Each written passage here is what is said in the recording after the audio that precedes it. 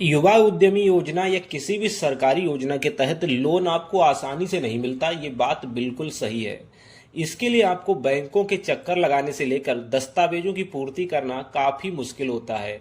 लेकिन इन योजनाओं का लाभ ज़्यादातर उन्हीं को आसानी से मिलता है जिनकी बैंकों तक पहुंच होती है। लेकिन फिर भी आज मैं आपको हमारे द्वारा बताई गई कुछ बातों को ध्यान में रख कर के लोन की प्रक्रिया पूर्ण करते हैं तो काफ़ी हद तक आपको लोन पाने में आसानी होगी। तो साथियों, आज की वीडियो में इसी पे चर्चा करेंगे कि आपको कौन कौन सी बातें ध्यान में रख करके आगे बढ़ना है जिससे कि आपको भी लोन मिलने में आसानी हो सके। तो चलिए, सबसे पहले हम बात कर लेते हैं कि अगर आप भी युवा उद्यमी योजना के तहत कोई भी लोन लेना चाहते हैं तो आप जिस बिजनेस के लिए लोन लेना चाहते हैं उस बिजनेस प्लान को सबसे पहले आपको तैयार कर लेना चाहिए। बिजनेस प्लान को तैयार करने की अगर हम बात कहें तो जिस भी बिजनेस के लिए आप लोन के लिए अप्लाई कर रहे हैं उस बिजनेस की आपको अच्छी प्रकार जानकारी होना चाहिए और उस बिजनेस में आपको अच्छा खासा एक्सपीरियंस भी होना चाहिए। क्योंकि होता यह है, जब भी आपकी फाइल बैंक में जाती है और बैंक मैनेजर के सामने आप बैठ करके इंटरव्यू देते हैं तो वहीं पर पता लग जाता है, बैंक मैनेजर आपको जांच परख लेते हैं कि आपको ये एक्सपीरियंस है या नहीं है, आप इस बिजनेस को कंटिन्यू चला पाएंगे या फिर आपका बिजनेस चलने से पहले ही बंद हो जाएगा। तो इसलिए आपको जो है सबसे पहले फॉर्म को अप्लाई करने से पहले बिजनेस प्लान की तैयारी करना बेहद आवश्यक है।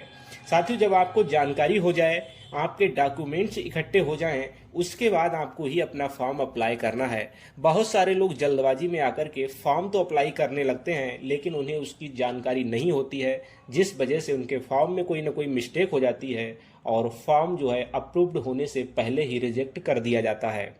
उसके बाद दूसरे नंबर पे आपको अपनी एक कोटेशन तैयार करानी होगी जो कि मशीनरी से संबंधित होती है, जिसमें टर्म लोन का पैसा दिया जाता है। तो यहाँ पर आपको ये ध्यान रखना है कोटेशन बनवाते समय कि कोटेशन आप जहाँ से बनवा रहे हैं वो एक जीएसटी धारक यानी रजिस्टर्ड वेंडर होना चाहिए जिससे आप कोटेशन बनवा रहे हैं।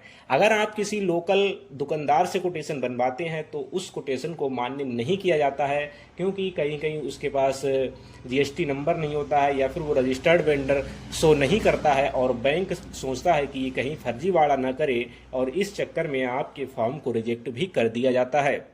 साथियों, अगला पॉइंट है हमारे पास यहाँ पर कि जब आपके पास कोटेशन बन जाए, आपका बिजनेस प्लान तैयार हो जाए, यानी बिजनेस प्लान होता है एक बेहतर प्रोजेक्ट रिपोर्ट। बिजनेस प्लान तैयार होने के बाद प्रोजेक्ट रिपोर्ट तैयार कीजिए, कोटेशन तैयार कीजिए और जब ये दस्तावेज आपके पास आ जाएं, उसके बाद अपने अन्य सभी दस्तावेजों को इकट्ठा कर लीजिए जितने भी यहाँ पर लगने वाले हैं। दस्तावेजों की सूची मैं आपको स्क्रीन पर शो कर रहा हूँ, या देखिए। उसके बाद आपको ध्यान रखना है कि आपका सिविल स्कोर जो है वो 700 प्लस तो होना ही चाहिए। अगर 750 प्लस है तो फिर बेस्ट है। तीसरा पॉइंट है यहाँ पर, जब आपके पास दस्तावेज हो जाएं, प्रोजेक्ट रिपोर्ट हो जाए, कोटेशन हो जाए, इन सभी दस्तावेजों के बाद अब आपको बढ़िया से बेहतर तरीके से फॉर्म को अप्लाई करना है।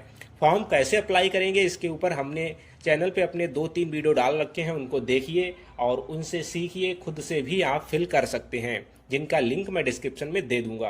तो साथियों, उसके बाद आपको बढ़िया तरीके से अपना फॉर्म सबमिट करना है। फॉर्म सबमिट करते हुए आपको ध्यान रखना है कि कहीं कोई गलती ना हो जाए। अगर गलती हो गई है उसको चेक कर लीजिए, चेक करने के बाद ही फॉर्म को सबमिट कीजिए। अगर आप एक बार फॉर्म को सबमिट कर देते हैं और उसमें कोई गलती हो जाती है तो फिर आप संशोधन नहीं कर सकते और जिस वजह से आपका फॉर्म भी रिजेक्ट हो सकता है।